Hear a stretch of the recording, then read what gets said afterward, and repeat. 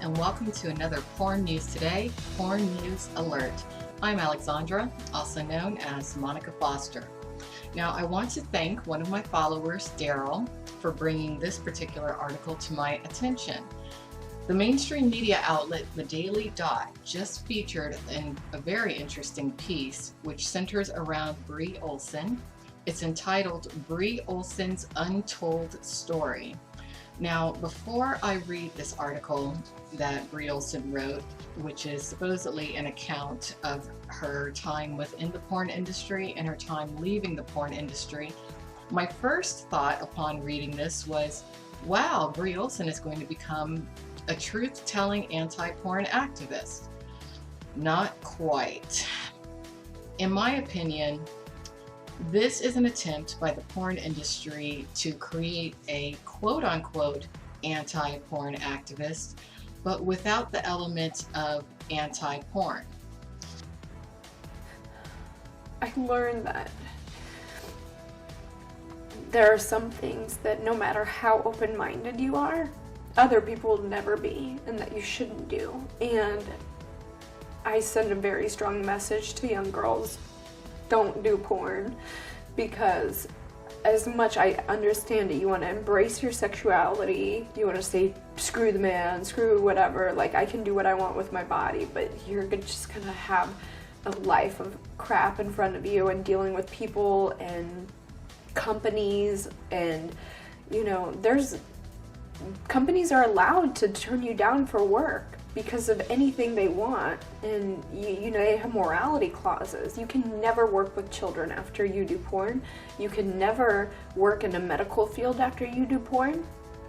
And these are things that teenage girls don't think about. You think that you're a teenager, it's fine, you're making money, and that's the truth. It is, and there's nothing wrong with porn, but how people treat you for the rest of your life, it's not worth it. At the end of the article, Bree Olson specifically states that her biggest regret was leaving the porn industry.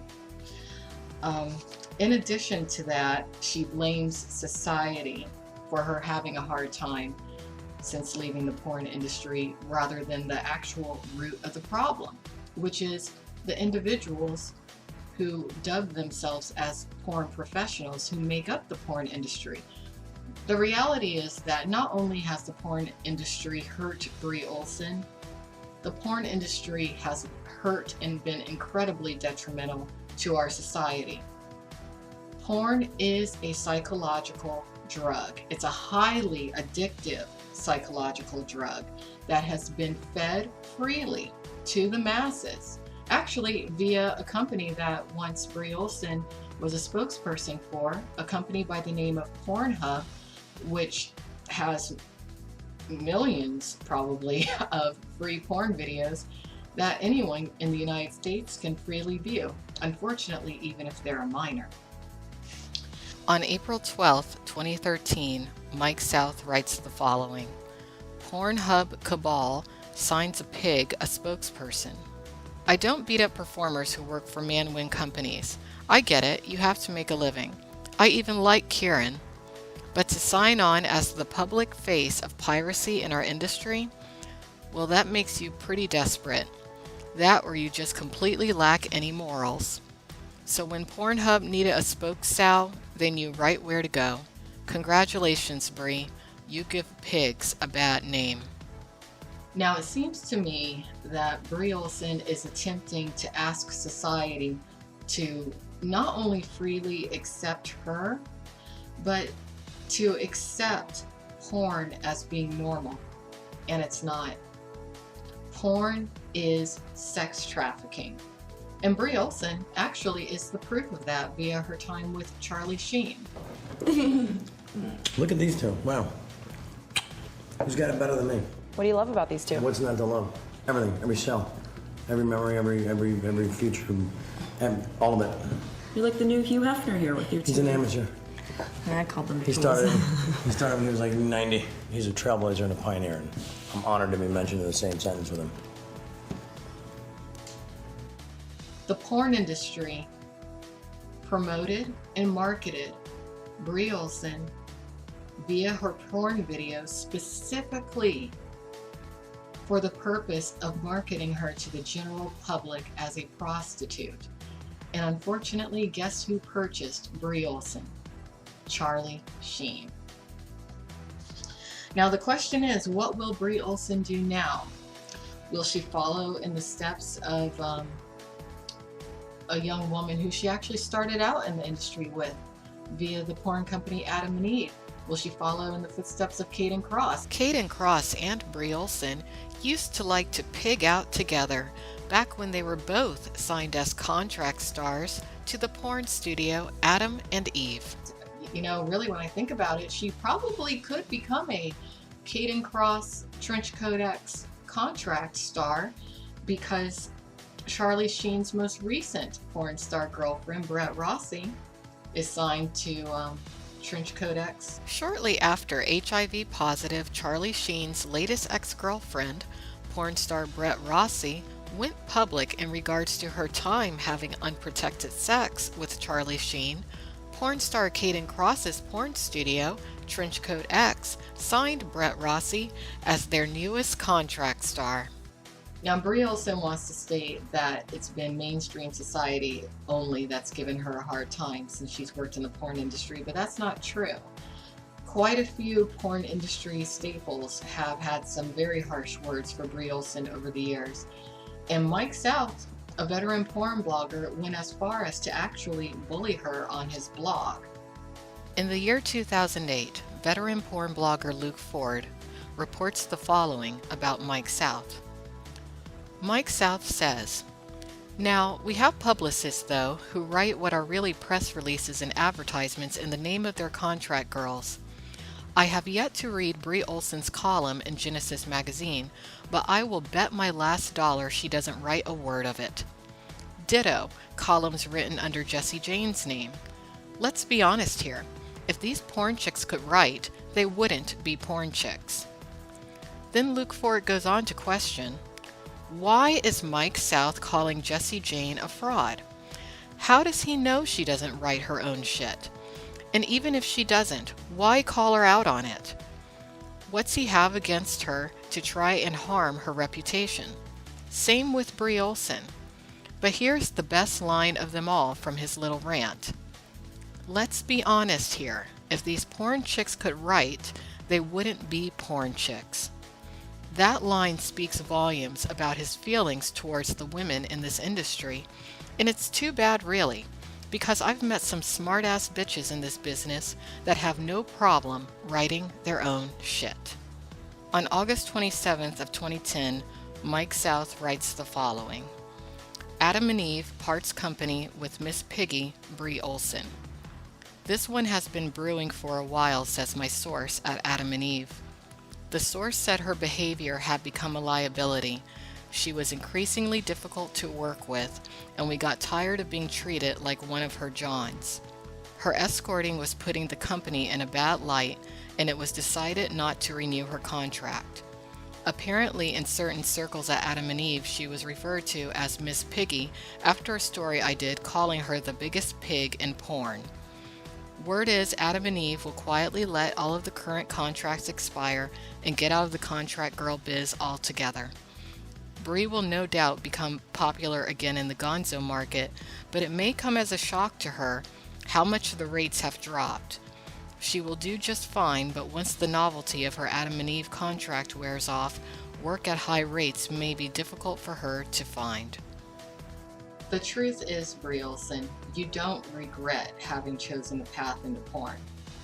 From my perspective, the path into porn was what Jesus Christ and God meant for you to do, specifically so that you can come now to the masses and tell the truth about what porn really is and the fact that porn is sex trafficking. The majority of active porn stars are available to the general public as sugar babies, escorts, and prostitutes through agencies such as the Luxury Companion and Affluent Concierge. Visit pornstarhookeralert.com for further details about the criminal activity these agencies are involved in. Now I'm going to read to you Bree Olson's own words from the Daily Dot, Bree Olson's Untold Story. My name is Bree Olson. I'm a former porn star, and since retiring, I remained silent. Silent about being discriminated, silent about being segregated, silent about being threatened, silent about being depressed, humiliated, and disgraced. The things I talk about in Real Women, Real Stories filming project are brief. Real Women, Real Stories by Matan Uziel brings awareness to critical issues that millions of women face every day. As a result of many different factors, however, many of them will never come forward to get the help they need. They will remain silent, like I did for so long. I hope that because I shared a bit of my story through Real Women, Real Stories, others will have the courage to use their voices too. I won't stay silent anymore. I choose to speak up. When I got into the industry at 19, I was experimenting sexually. I found it fascinating. I was a full-time student at Purdue University studying pre-med biology and also had a full-time job as a telemarketer. I flew out to LA just to try it and was very shocked at the money to be made. I decided to drop out of school eventually and make the most I could. I saw nothing wrong with being open with my sexuality, and my family and friends supported me. I never lived in LA the entire time I even did porn. I flew there for work and carried on here in Indiana with what people would consider a very typical Midwest lifestyle. It wasn't until I decided to leave the industry at 25 that I realized how much society was judging me. I had always pushed them out of my mind because I had gotten sucked into the media frenzy I was exposed to the masses, and it killed me to see how they thought of me. I left a career where I made millions and tried to gain respect. I pushed and struggled for years. People looked at me as if I am the same as a sex offender. They look at me as though I am less than in every way and assume the absolute worst in every way. I had never realized how progressive my mind was and how scared people were of sexuality until this. I also realized that I could never go back and be a nurse or a teacher or work for any company really that can fire me under morality clauses for making customers feel uncomfortable because of who I am. There are no royalties in porn. I see ads to this day, and my movies are everywhere on the internet. These faceless people behind the industry still make millions and face no repercussions, and I am left to try and come up with ideas of how I can have my own business because there's not much else I can do. We are the only entertainment industry that doesn't offer talent royalties after they are gone, so now I am shunned by society and broke. I've had people recognize me off just my voice alone. Porn is the one industry where the more successful a woman is, the more she will suffer for the rest of her life. My biggest regret was leaving the industry, leaving all of that money and trying to get the world to like me. They still don't, and they never will. I should have just put in another 5 years at least, so that in more my smart financial years as I was older, I could have saved enough to live comfortably for the rest of my life. People hate me, and if they knew me, I'm one of the nicest people they'd ever meet. It's a shame. It's a shame for everyone. My message to young girls is to be careful. Things don't just work themselves out when you get into the industry or leave it. You become a segregated part of society that has no civil rights group behind it. Life is already hard enough. Don't do this to yourself. The money isn't worth the pain of what society will put you through forever. And there's nothing wrong with porn, but how people treat you. The reality is, if Bree Olson thought that there is really nothing wrong with porn, she'd still be doing it. She's not. But she's scared of the porn industry, which is why she will not place blame upon the porn industry as being the problem. I do want to read to you again Luke Ford's words in regards to the porn industry's stance on opposition to porn. And the porn industry will go as far as to create their own controlled opposition, which is what I believe they're doing with Bree Olson at this moment.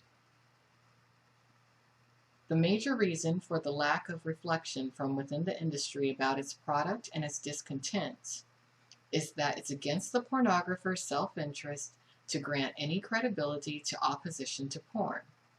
Few persons with soul and option stay in jobs that they despise. Therefore, persons in all sorts of well-paying jobs learn to believe in what they do. For not only do our beliefs shape our type of work, but our work shapes our beliefs. Lawyers, for example, appear to have inner peace doing things such as pleading innocent for a client who murdered. That would keep many, if not most persons, awake at night. I learned that there are some things that no matter how open-minded you are, other people will never be, and that you shouldn't do. I definitely think that it's time for people to respect sex workers and respect women in total. Absolutely. And again, it's not society, it's the porn industry itself. It's the individuals within the porn industry who stalk you after you leave. It's the individuals within the porn industry who try to sex traffic you back in, because the reality is that a woman like Bree Olson, who the porn industry has put millions into via marketing, is worth quite a bit of money on the open market as a prostitute. That's the truth of it all. I came from the adult industry, but then I transitioned into the mainstream industry, but I encountered a lot of issues with my transition and people not accepting me into the mainstream world. Companies are allowed to turn you down for work because of anything they want, and you know, they have morality clauses. Another thing that I want Bree Olson to realize in regards to society having a problem with her, what society has come to realize is that every porn star who does go into mainstream is essentially a recruitment piece for the porn industry to draw in thousands, if not millions, of more girls, utilizing the lure that, hey, do you want to be a mainstream Hollywood actress? Well, then all you got to do is a little bit of porn. And as we know, and actually as you specifically know, Bree Olson, once you do porn, you can never really do mainstream. And once you do porn, the porn industry itself does feel that it owns you forever. But to the public, and to Bree Olson specifically, I want to tell you a secret. Don't believe the lie that once you do porn, you can never leave, because that's not true. It is hard to leave, and the porn industry itself does not want to let you go. But you can leave, but there's only one way out, and that way out is with Jesus Christ by your side. May God be with you, Bree Olson, and may God be with all of you who are watching me. Have a good day.